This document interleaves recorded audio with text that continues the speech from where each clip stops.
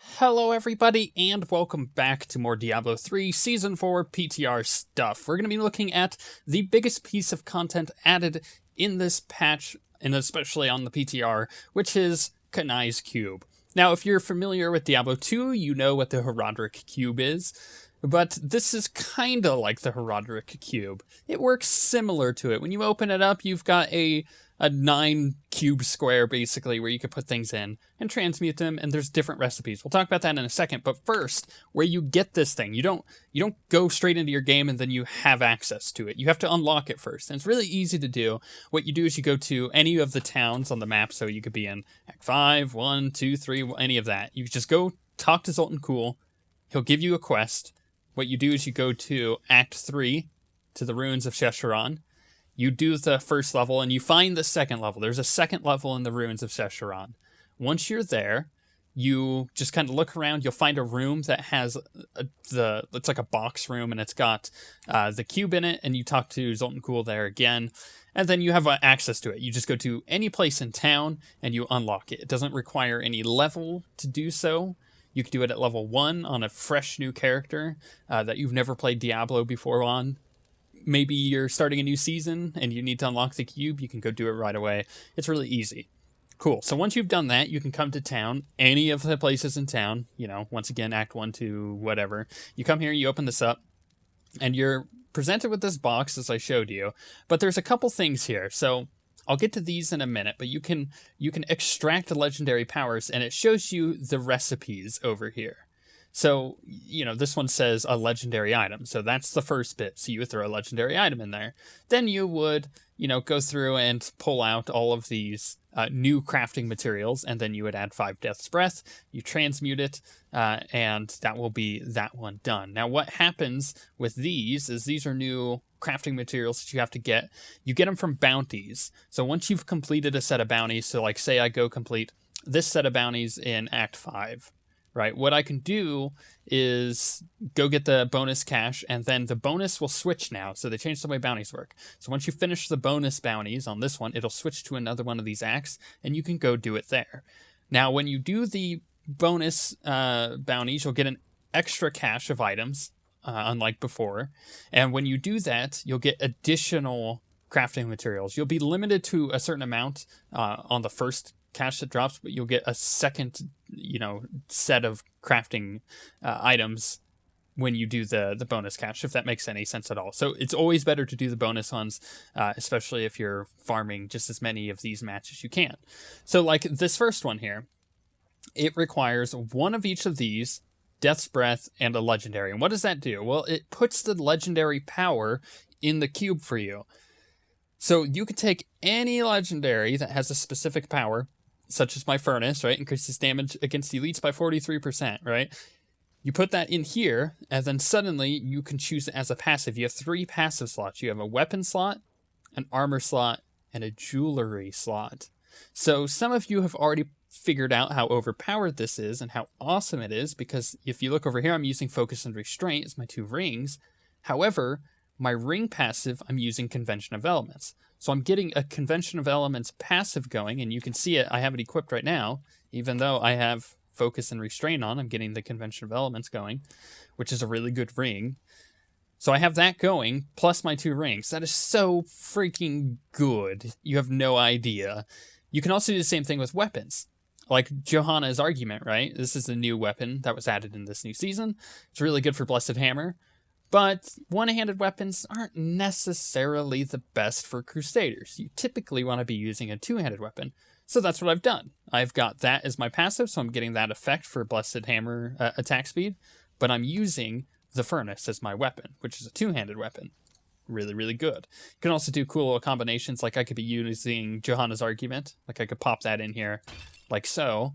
Now I'm using a one-hander, but I can switch, now that I already have this as my passive, I can switch this over here to increase the size of my Blessed Hammers. So then my ability looks like this, right? So bigger hammers out of it, which is kind of cool. You get a little bit less damage overall.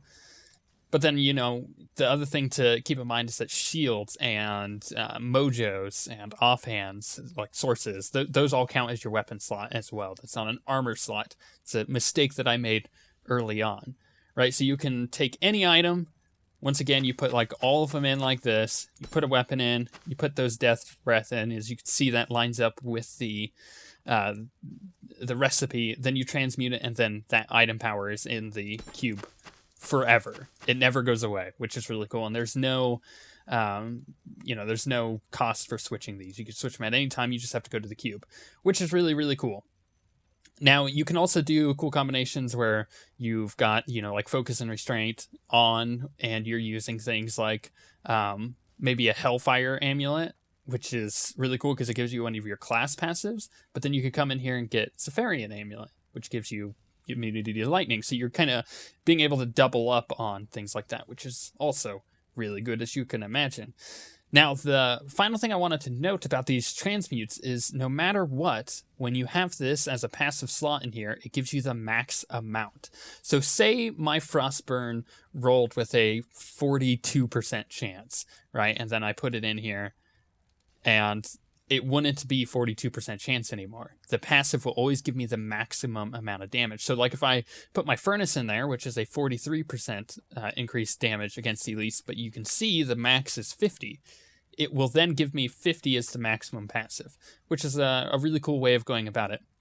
It'll give you an idea of how to handle, maybe you have a Furnace and a Johanna's Argument, right? Well, what you can do is kind of determine, okay, which one is the better one? Did one roll ancient and the other didn't? Well, in this case, both of them are ancient. So maybe this rolled 40%. That would be pretty bad. And maybe this was just such a good one-hander over, an ancient Furnace. Then maybe I would want to throw that in there. Or maybe I'd wait for a normal Furnace, which is probably the better idea. Get that one and throw that in there. You probably don't want to be throwing ancient stuff in there because it doesn't give you any more stuff. There's a couple other recipes, which is really cool. You can just scroll through them. There's 7 pages of it, so you can reforge Legendary. I want to say that this stuff, the numbers on this stuff is probably going to change. They've already really made that very clear that to some extent this is a little... this is closer to what they're going for, but it's still kind of overpowered. Reforging a Legendary makes it so it's like brand new, like it just dropped. So I could throw in like a Furnace, right? Boom, maybe it was not an ancient one and I have a ton of materials, then maybe I could try to get an ancient one from it so it would keep re-rolling.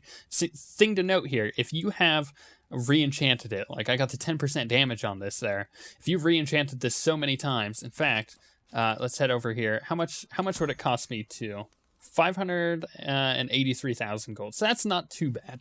But if it was upwards in like the 10, 20 million, which I've seen before, then you can actually just go over here, reforge it once, and it's like it just dropped again. So it'll have all new stats, sure. So maybe it wasn't that great to begin with, and you were just trying to reforge it to get it better, or re-enchant it rather to get it better, and it just wasn't getting there. Then if it got too high in cost, you could just reforge it real quick, and then that re-enchanting process will reset, which is kind of cool. But if you got like a really good item, an ancient version of something, then maybe you don't want to do that. There's another thing here. You can upgrade a rare item.